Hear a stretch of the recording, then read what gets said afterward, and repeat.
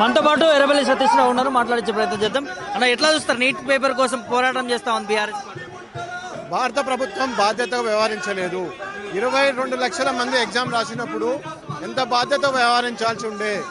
వాళ్ళు ఎగ్జామ్ రాశారు, పాపం 2 సంవత్సరాలు ఇంటర్ అయిపోయినాక నీట్ కోచింగ్ తీసుకొని కొందరు లాంగ్ టర్మ్ చేసి వాళ్ళ అవస్థలు, పేరెంట్స్ చాలా ఇది ఒక కళ, డాక్టర్ కావాలనేది ఒక స్వప్నం. ఆ స్వప్నానికి ఈ నీట్ దాటి తప్ప వాళ్ళు డాక్టర్ కాలేరు.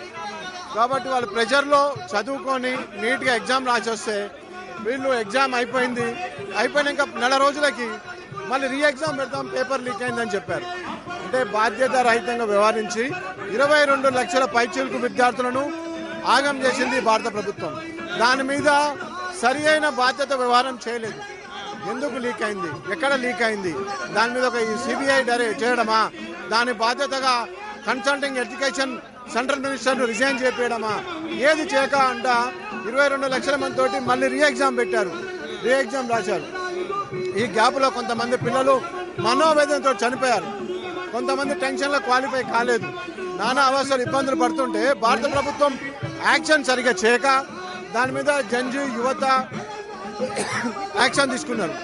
దాని మీద జంతర్ మంతర్ దగ్గర యాక్షన్ చేసుకుంటే సోను సింగ్ గారు 20 రోజులు నిరాహార దీక్ష చేస్తే దాన్ని భగ్నం చేయడానికి లాఠీ చార్జీలు చేసి పోలీసులు రాళ్ళు తెప్పించి మఫ్టీలు వచ్చి కొట్టి ఎయిర్ గ్యాస్ ప్రయోగించి వాటర్ ట్యాంకులు ప్రయోగించి వాళ్ళ నానా ఇబ్బంది పెట్టి మెయిన్ మీడియా లైవ్ రాకుండా మేనేజ్ చేసి జంజీ మొత్తం సోషల్ మీడియా మీలాంటి యువకులు దీన్ని మొత్తం కవర్ చేసి బాబే ప్రపంచాన్ని తెచ్చారు. ప్రపంచ మీడియాలు వచ్చి షూట్ చేస్తాయి, మన భారత మెయిన్ మీడియా ఎక్కడ పోయింది, ఎందుకు షూట్ చేయలేదు అంటే ప్రభుత్వము కేంద్ర ప్రభుత్వం మీడియాను ఏ విధంగా మేనేజ్ చేస్తున్నదానికి ఇదే పెద్ద నిదర్శనం. యావత్ జంజీ కళ్ళు తెరిచినది. మీ గంట కొట్టుడు, దీపం పెట్టుడు కూడా మీరు చేసినవన్నీ కూడా జనం ఇంకా మీకు తగిన బుద్ధి చెప్తారు. ఇక్కడ కాంగ్రెస్ నేతలు కేటీఆర్ అడ్డుకుంటామంటున్నారు, ఎట్లా చూస్తారు? గతంలో 10th క్లాస్ ఇంటర్ పేపర్లు కూడా లీక్ అయినాయి, దానికి కారణం కేటీఆర్ బినామని చెప్తా ఉన్నారు, ఎట్లా చూస్తారు? ఇప్పుడు విషయం ఇదొకటి. సినిమా సీరియస్ నడతా జోకర్ గాని ఎంటర్ అయినట్టు సినిమా సీరియస్ నడతాందిరా నాయన. ప్రపంచం మొత్తం చూస్తుంది, దేశం మొత్తం యువత జంతర్ మంతర్ దగ్గరకు వచ్చింది. అక్కడ సోను సింగ్ అనే వ్యక్తి 20 రోజుల నుంచి ధర్నా చేస్తుండు. యువత మొత్తం ఎక్కడికో వెళ్ళిపోతుందంటే సినిమా సీరియస్ నడుతుందిరా నాయన అంటే కామెడీ యాక్టర్ లెక్క వెళ్ళదు కథ. అది ఎప్పుడో అయిపోయింది, అప్పుడే చేయాలని నీకు శాతం అయితే అప్పుడు దాని మీద వాళ్ళ మీద యాక్షన్ తీసుకోవడం జరిగింది. ప్రభుత్వం సరి అయిన విధంగా వ్యవహారం చేయడం జరిగింది. ఇవన్నీ జోకర్ గాన్ల జోకర్ మాటలు, దీనికి మనం పెద్ద రియాక్ట్ ఇవ్వాల్సిన అవసరం లేదు. ఏం చెప్తారు కేంద్ర ప్రభుత్వానికి మీ డిమాండ్స్ ఏంటి బీఆర్ఎస్ పార్టీ?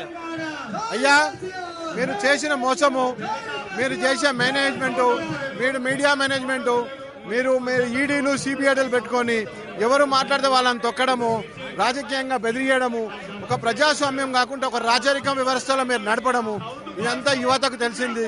యువత మేల్కొన్నది. 30 కోట్ల మంది జంజీ ఈ రోజు మీ మీద నిరుత్సాహంగా ఉన్నారు. మీరు చేసిన పద్ధతి కరెక్ట్ లేదని 30 కోట్ల మంది హృదయంలో గాయంగా అయింది. ఇప్పటికైనా మేల్కొనండి. ధర్మేంద్ర ప్రధాన్ గారిని రాజీనామా చేయించండి, దాని మీద సరైన న్యాయం చేయండి. చనిపోయిన విద్యార్థులకు పారితోషికం ఇవ్వండి, వారికి తగిన న్యాయం చేసి వారి కుటుంబాలకు ధైర్యం చెప్పండి. ఈ భారతదేశాన్ని, ప్రజాస్వామ్యాన్ని కూనీ చేయకుండా ప్రజాస్వామ్యాన్ని బతికేయమని చెప్తున్నారు. ఒక వీడియో మోదీ గారు సోషల్ మీడియాలో పంపించడం జరిగింది, ఎట్లా వస్తుంది? వీడియో ఇప్పుడు మేల్కొంటే కాదు కదా, అది ఎప్పుడో చేయాలా. పిల్లలు రోడ్ల మీదకి వచ్చి ఆడపిల్లలను ఎక్కడ పడితే అక్కడ కొట్టడము, లాఠీ చార్జ్ చేయడము, రక్తంతో జంతర్ మంతర్ని తడపడము, ఇది ఏమైనా భావ్యంగా ఉందా? భారత ప్రభుత్వం చేసిన యాక్షన్కి ప్రపంచ దేశాలు ఒక పిల్లలను, ఒక దేశం ఈ విధంగా చూస్తుందా? భారతదేశంలో పిల్లలను, జంజీని ఈ విధంగా వాళ్ళ ప్రొటెస్ట్ చేస్తుంటే ఈ విధంగా ఎదుర్కొంటుందా? ఈ విధంగా వాళ్ళని కొడుతుందా అని ప్రజలు అనుకుంటున్నారు.